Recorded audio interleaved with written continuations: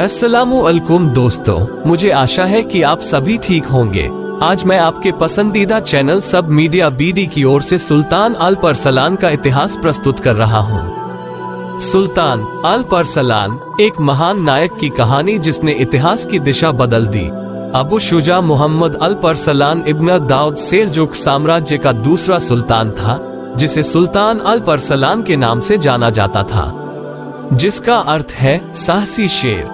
सिर पर कफन बांधकर युद्ध के मैदान में दौड़ते हुए इस बहादुर सेनापति ने नाजुक मुस्लिम साम्राज्य के लिए जीत का रास्ता खोल दिया।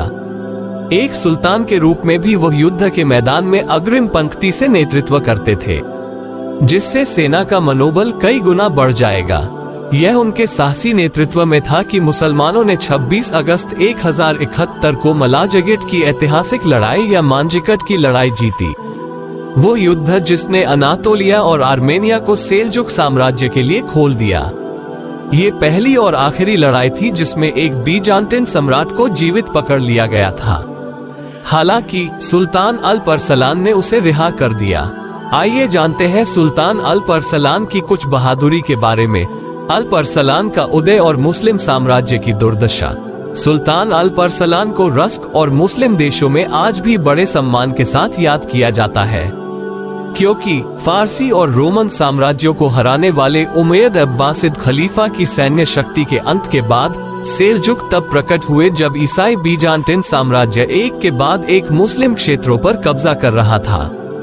इसी सेल्जुक सुल्तान अल्प अरसलान के नेतृत्व में मुसलमानों ने एक छोटी सी सेना के साथ मंजिकट की लड़ाई जीत ली। उस ऐतिहासिक जीत के बारे में अनगिनत कहानियां, कविताएं और उपन्यास लिखे गए हैं। फिल्में, सीरियल बन रहे हैं। अवेकनिंग, ग्रेट सेल्जुक, उनायुस बुयुक सेल्जुक धारावाहिक के पहले दृश्य में दिखाई गई मंजीकाट की लड़ाई की कहानी है। इसके अलावा मलाजगढ़ 1071 नाम से एक फिल्म भी बन चुकी है। अल्प अरसलान की जीवनी पर एक सीरियल भी बन चुका है।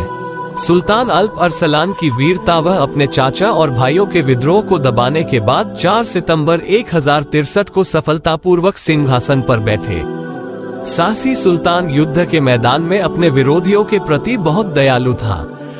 परिणामस्वरूप सिंहासन पर बैठकर भी उसे मुस्लिम साम्राज्य के आंतरिक विद्रोह को दबाना पड़ा। दूसरी ओर 1064 में सत्ता संभालने के बाद उन्होंने पड़ोसी जॉर्जिया और आर्मेनिया में अभियान चलाया। इस समय जॉर्जिया के राजा ने सेल्जुक्स की अधीनता स्वीकार कर ली। अगले वर्ष के भीतर सुल्तान अपनी सेना के साथ एशिया में प्रकट हुआ। 1070 में उसने सीरिया पर आक्रमण किया और अलेप्पो पर कब्जा कर लिया। उसके बाद उसका साम्राज्य मध्य एशिया से लेकर भूमध्य सागर तक विस्मृत हो गया।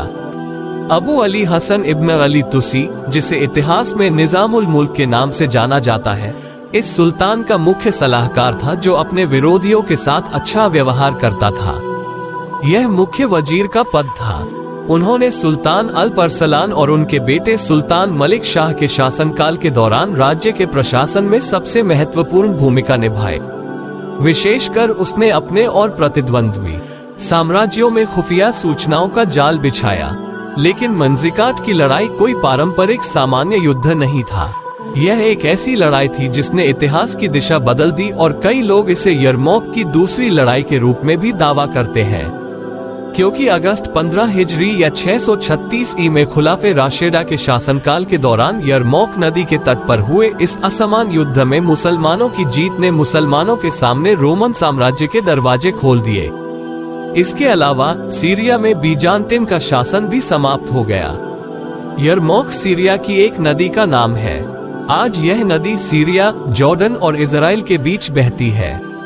ये लड़ाई हजरत अबू बकर सिद्दीक रदियल्लाहु तआला अन्हु की खिलाफत के अंत और हजरत उमर रदियल्लाहु तआला अन्हु की खिलाफत की शुरुआत में हुई थी। मुस्लिम सेना के सीरिया की ओर बढ़ने के बाद सम्राट हेरक्लियस ने 2,40,000 सैनिकों के साथ प्रतिरोध का आदेश दिया। दूसरी ओर मुसलमानों के सेनापति हजरत खालिद बिन वालिद रदियल्लाहु तआला अन्हु कोष्टक थे, जिनके पास पहले 6,000 और फिर 40,000 सैनिक थे, और उन्होंने दुनिया के लोगों को आश्चर्यचकित करके युद्ध जीता। केवल मुसलमानों के 3,000 मुजाहिद शहीद हुए और 120,000 रोमन सैनिक मारे गए। आइए जाने कि मंजिकट की लड़ाई यरमौक की दूसरी लड़ाई क्यों थी। मंजीकाट की लड़ाई एक असमान लड़ाई है। जिस तरह सुल्तान अल्प अरसलान सीरिया में व्यस्त था और अपनी सेना को अन्य मुस्लिम क्षेत्रों में फैला रहा था, बीजांटिन सम्राट रोमानोस 2 लाख से अधिक सैनिकों के साथ पहुंचे। समाचार सुनकर केवल 15,000 सैनिक बहादुरी से निश्चित मृत्यु की ओर बढ़े। बीजांटिन सम्राट ने निश्चित विजय की खुशी में मुस्लिम क्षेत्रों का शासन भी साझा कर लिया, लेकिन कौन जानता था कि सेल्जुक सम्राट एक छोटी सी सेना के साथ उनकी खुशियों को नष्ट कर देगा। 25 अगस्त 1071 को सुल्तान अल्प अरसलान को पश्चिमी तुर्की के मंजिकट के रेगिस्तान में एक बड़ी रोमन सेना का सामना करना पड़ा। अंतिम लड़ाई अगले दिन शुक्रवार की नमाज के बाद शुरू हुई, जब रोमन बीजांटिन सम्राट सुल्तान अल्प अरसलान को आत्मसमर्पण करने की पेशकश की गई, तो उन्होंने युद्ध और शहादत का द्वार चुना। आत्मविश्वास से लबरेज सुल्तान ने अपने सैनिकों से कहा, रोम की एक विशाल सेना हमारे सामने है। हम या तो विजय प्राप्त करेंगे या शहादत की अक्षय सुधा का पान करेंगे। आज मैं आपका सुल्तान बनकर आदेश नहीं दे रहा हूँ, मैं भी आपकी तरह एक सिपाही हूँ। अगर कोई चाहे तो मुझसे लड़ सकता है या सुरक्षित घर वापस जा सकता है। हमारे सामने रोम की महान सेना है। हम या तो विजय प्राप्त करेंगे या शहादत की अक्षय सुधा का पान करेंगे। आज मैं आपका सुल्तान बनकर आदेश नहीं दे रहा हूँ, मैं भी आपकी तरह एक सिपाही हूँ। कोई भी मुझसे लड़ सकता है या सुरक्षित घर जा सकता है। सुल्तान अल्प अरसलान सुल्तान का दृढ़ निश्चय देखकर सिपाही भी उत्साहित हो गए और जवाब दिया, हम मरते दम तक आपके साथ ही है। 15,000 बनाम 2 लाख की असमान लड़ाई शुरू हो गई। जब विशाल रोमन सेना ने बीच में सेल्जुक्स पर हमला किया और उन्हें नष्ट करने की कोशिश की, तो सुल्तान अल्प अरसलान ने एक अलग रणनीति अपनाई। पूरी सेना को अर्धचंद्राकार आकार में फैलाकर सेल्जुक सेना ने रोमनों के दोनों पक्षों पर भयंकर हमला किया। जब तुर्की घुड़सवारों के हमले से विचलित रोमन दोनों पक्षों के हमलों का विरोध करने में व्यस्त थे, अल्प अरसलान के बहादुर योद्धाओं ने बीच में रोमनों पर हमला करके उनकी हार सुनिश्चित कर दी। युद्ध में बीजांटिन सम्राट रोमानोस को पकड़ लिया गया। इस युद्ध ने मुसलमानों के सामने संभावनाओं का एक बड़ा द्वार खोल दिया। अनातोलिया के महत्वपूर्ण शहर सेल्जुक्स के नियंत्रण में आ गए और तुर्क पूरे एशिया माइनर में फैल गए। बीजांटिन सम्राट रोमानोस का अंत। उनके पकड़े जाने के बाद बीजांटिन सम्राट रोमानोस को सुल्तान अल्प अरसलान के सामने लाया गया। सुल्तान अल्प ने अरसलान रोमानोस से पूछा, अगर मुझे कैदी के रूप में आपके सामने लाया जाए तो आप क्या करेंगे?